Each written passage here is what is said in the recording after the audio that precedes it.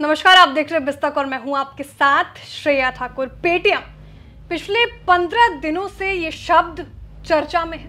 31 जनवरी को आरबीआई ने banking regulations act 1949 के सेक्शन 35A के तहत पेटीएम पेमेंट बैंक्स पे रोक लगा दी थी, प्रतिबंध लगा दिया गया था। उसके बाद से इसका असर हमें पेटीएम के शेयरों पर भी देखने को मिला। पेटीएम अर्श से फर्श पर आ गया। लेकिन आज पेटीएम को लेकर बड़ी खबर आ रही है। बड़ी खबर क्या है? आरबीआई ने FAQ भी जारी किया है, उसमें क्या क्या अपडेट्स हैं, इस सब पे आज चर्चा करेंगे। और चर्चा में जुड़ने के लिए हमारे साथ मौजूद हैं मेरे सहयोगी और वरिष्ठ पत्रकार प्रवीण जी।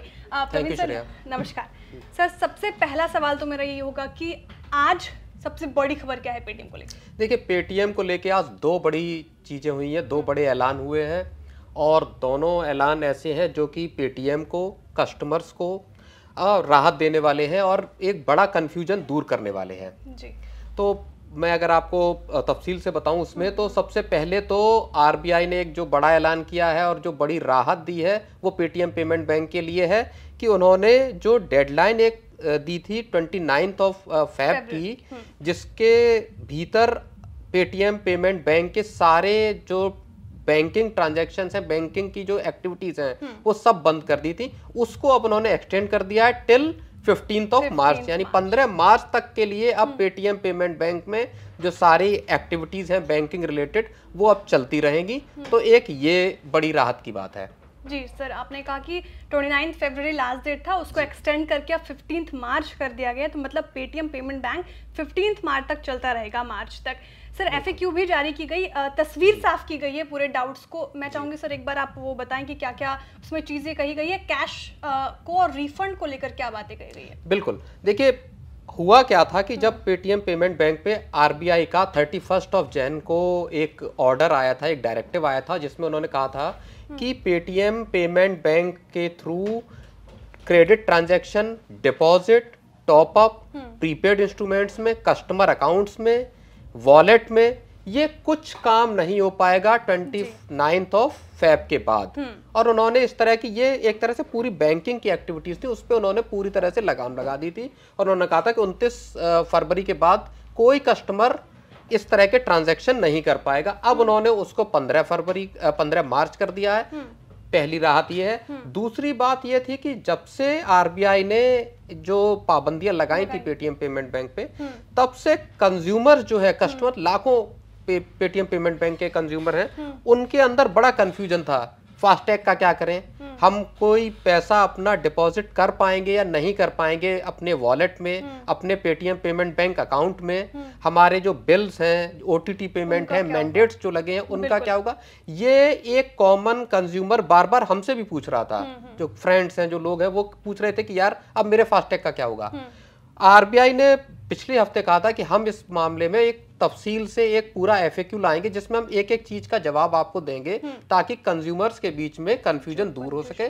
और आज उन्होंने वो FAQ जारी किया है। तो उसमें उन्होंने सारे बिंदुओं पे अपनी बात बताई है और कंफ्यूजन दूर करने की बात की। आपने बताया, पूछा रिफंड का क्या होगा। आरबीआई ने कहा है कि रिफंड, कैशबैक, ये सारे चीजें, या इंटरेस्ट रेट, जो आपको पेटीएम पेमेंट बैंक के अकाउंट पे इंटरेस्ट रेट मिल रहा होगा, वो सब आपको 15 मार्च के बाद भी मिलता रहेगा।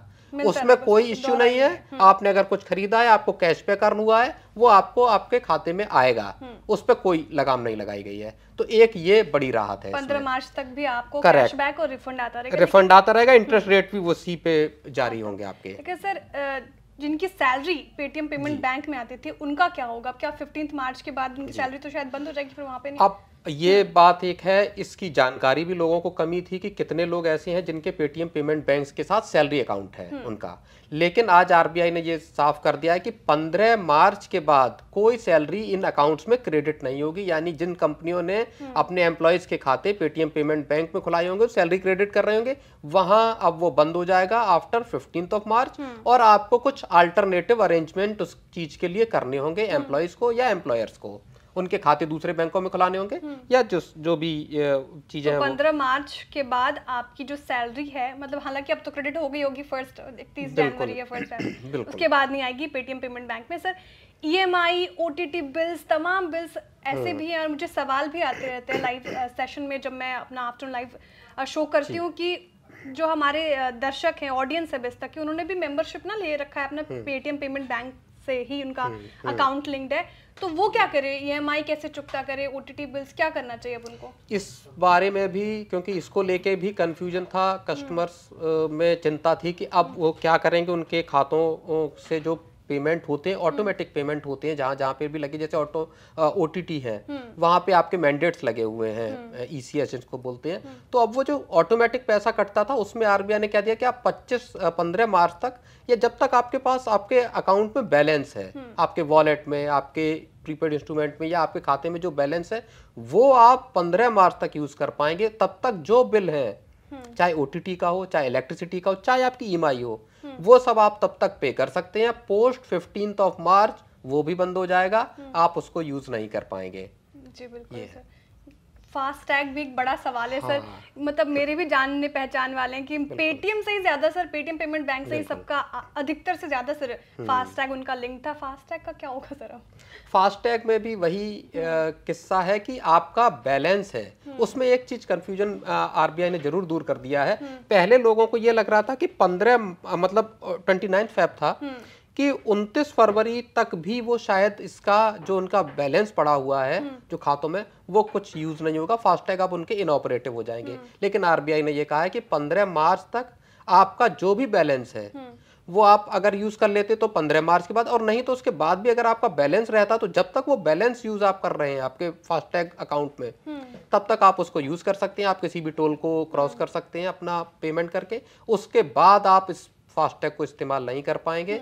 RBI ने यह भी कहा है कि ऐसे जितने भी कस्टमर जिनके पेटीएम पेमेंट बैंक से लिंक्ड फास्टैग है, उनको अब कोई ऑल्टरनेटिव ढूंढना चाहिए, किसी दूसरे बैंक का फास्टैग लेना चाहिए। और मैं आपको एक बात बताऊं, आप जब टोल प्लाजा से गुजरते हो तो अक्सर मतलब सबसे ज्यादा जो फास्टैग के सेल करने वाले लोग वहां मिलेंगे वो पेटीएम वाले थे। तो बड़ी नंबर में पेटीएम के साथ लिंक्ड फास्टैग बहुत बड़ी तादाद में। जी जी, तो उनके लिए एक कह लीजिए 15 तारीख तक की या उसके आसपास तक का एक उनके पास फ्रीडम है जहां वो यूज कर सकते हैं। Post that they will not be allowed to use that। हाँ जी सर, बहुत बहुत शुक्रिया दर्शकों के और जो भी ग्राहक है उनके सारी कंफ्यूजन को दूर करने के लिए, और RBI के जो FAQ थे उसको आसान भाषा में हमारे सामने रखने के लिए बहुत बहुत शुक्रिया सर। तो आपने RBI के FAQs में वो जो इम्पोर्टेंट चीज़ें थी, वो जो प्रमुख बिंदुएं थे, उस पर हमने चर्चा की और आपके सामने रखा। देखने वाली बात होगी कि पेटीएम के शेयरों में और क्या चालबंद की नज़र आ सकती है, लेकिन इस वीडियो में इतना ही। आप बने रहिए बिस्तक के साथ। बिस्तक आपके लिए लाया है प्रीमियम मेंबरशिप प्रोग्राम, जहां आपको मिलेंगे कई सारे फायदे, जिनमें मार्केट न्यूज़लेटर, लाइव चैट पर आपके सवालों के सबसे पहले जवाब, मार्केट आउटलुक, वीकेंड पर मार्केट स्कैन, एंकर्स के साथ चैट और भी बहुत कुछ। इस प्रीमियम सब्सक्रिप्शन में 3 तरह के प्लान्स हैं, सिल्वर, गोल्ड और प्लैटिनम, जिनकी शुरुआत मात्र 159 रुपए महीने से होती है। इससे जुड़ना भी बेहद आसान है। बिस्तक के YouTube चैनल पर जाएं, ज्वाइन बटन पर क्लिक करें और अपना प्लान सिलेक्ट करें। बस बन गए आप हमारे प्रीमियम मेंबर।